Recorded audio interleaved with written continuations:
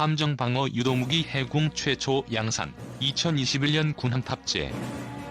순수 국내 기술로 개발된 대함유도탄 방어유도탄 해공이 처음으로 양산 단계에 돌입한다.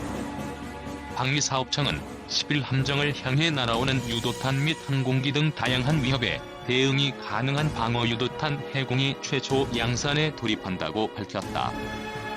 방사청은 이날 정경두 국방부 장관이 주재하는 제123회 방위사업추진위원회 회의를 열고 대함유도탄 방어유도탄 최초 양산 계획을 심의, 의결했다고 밝혔다.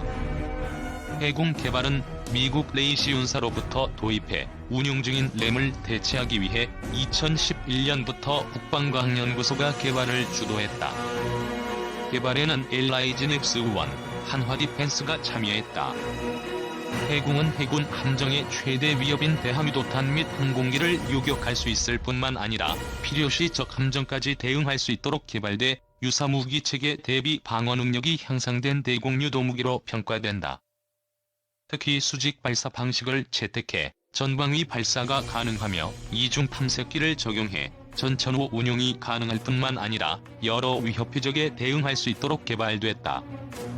이날 심의, 의결로 해공은 올해 말 업체와 계약을 체결하고 양산에 착수해 2021년부터 해군 함정에 순차적으로 탑재할 예정이다. 사업비는 올해부터 2036년까지 7,500억 원이 투입된다. 해공은 향후 KDX-2, KDX-3, LSTLR급 등의 수송함 등에 탑재될 것으로 전해졌다.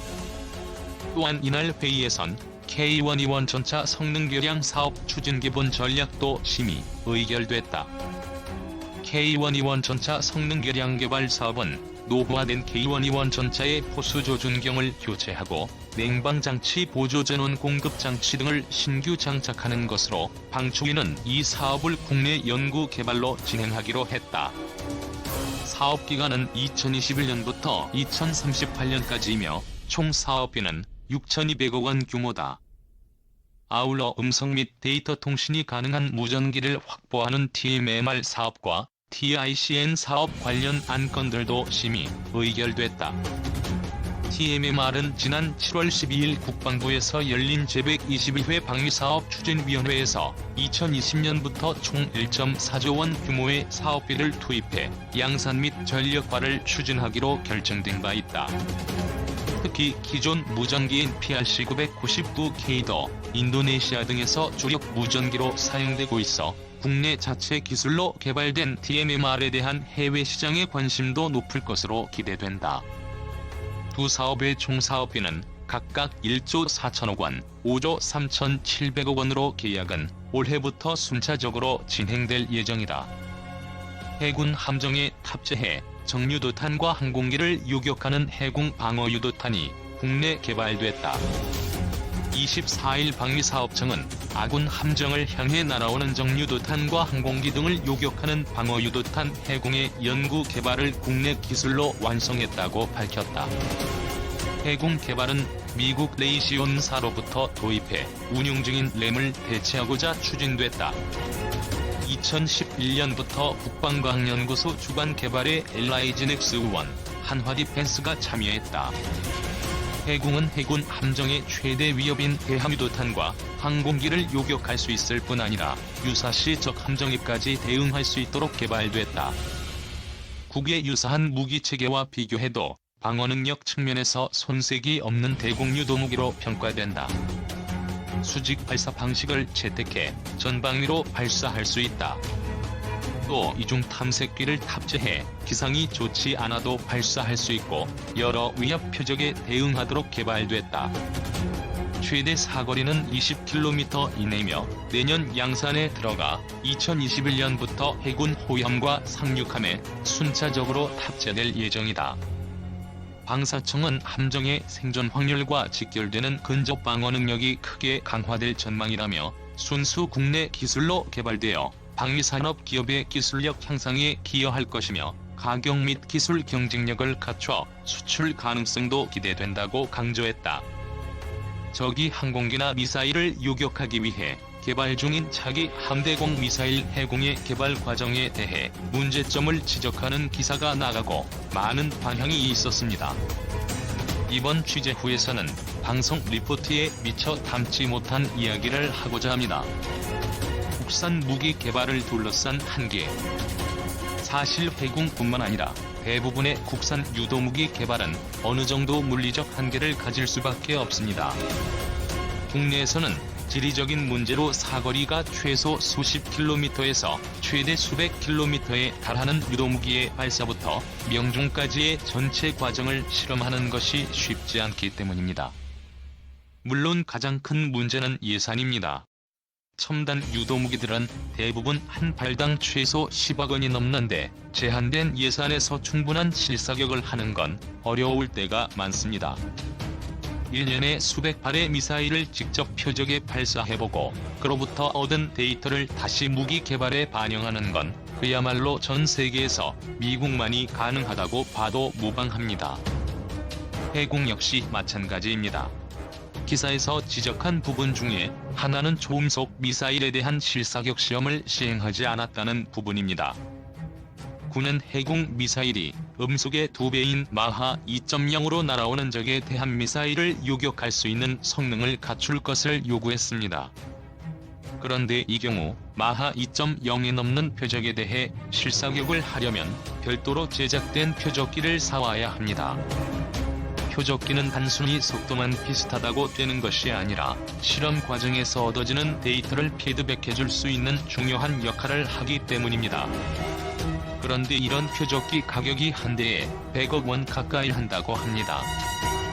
군은 이런 현실적인 환경을 고려할 때 MNS, 다시 말해 시뮬레이션 실험이 최선의 선택이었다고 말합니다. 시뮬레이션 실험을 통해 모든 환경 요건을 구현했고 그 결과 요구 성능을 충족했다는 겁니다. 이 같은 상황은 대부분의 국가가 마찬가지라는 점도 덧붙였습니다. 해공이 완벽해야 하는 이유. 그럼에도 불구하고 아쉬움이 남는 건 두 가지입니다. 먼저 군이 과거의 실패 사례를 답습하지 않았으면 하는 바람입니다. 군이 마찬가지로 1,000억 원이 넘는 개발비를 들여 만든 홍상어라는 무기가 있습니다. 우리 함정을 노리는 적 잠수함을 공격하는 무기인데 장거리에서 미사일을 발사하면 특정 지점으로 날아가 어뢰가 분리된 뒤 적잠수함을 추적합니다. 그런데 홍상어가 실전 배치된 뒤 실사격 시험에서에 따라 명중률의 문제점이 발생했습니다. 결국 수많은 결함을 수정한 뒤에야 홍상어는 다시 신뢰성을 찾을 수 있었습니다. 이 과정에서 수백억 원의 추가 예산이 든 건 당연한 일입니다. 그보다는 만약 홍상어가 결함이 있는 상태로 실전에 사용됐다면 적잠수함을 제대로 공격하지 못하고 오히려 우리 해군 함정이 피해를 봤을 것입니다. 다음으로 해공은 공격 무기가 아닌 방어 무기라는 점입니다. 위에 설명한 홍상어는 공격 무기입니다. 공격은 실패해도 재공격 기회를 잡을 수 있지만 방어 무기는 그렇지 않습니다. 그야말로 한 발만 놓치면 우리 해군 함정과 탑승하고 있는 수많은 장병의 목숨이 위험해집니다. 그렇기 때문에 훨씬 더 높은 신뢰성이 요구되는 건 당연한 일입니다. 우리 해군이 처한 환경은 결코 녹록지 않습니다.